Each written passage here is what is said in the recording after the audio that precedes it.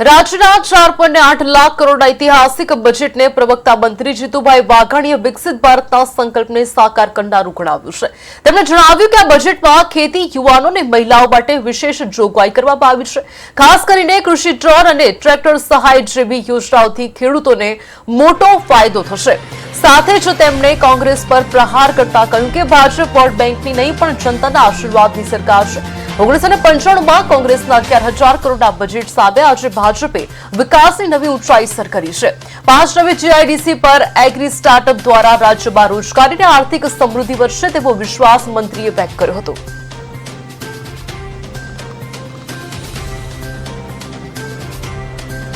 कृषि विभाग, सहकार, पशुपालन, गोसंवर्धन मारी पासे विभागनी जवाबदारी है। त्यारे एक Gujarat agro business policy any पण आ बजेट में जोगवाई करी है। टोकन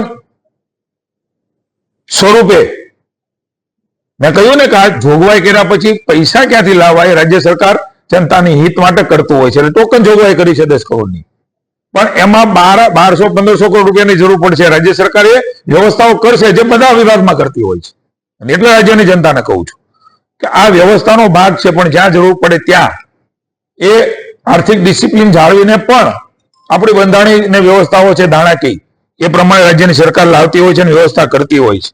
5000 જેટલાથી પણ વધારે એમએસએમઈ નો એગ્રીટેક એન્ટરપ્રાઇઝ એટલે એગ્રી બિઝનેસમાં આમાં સમાવેશ થવાનો છે।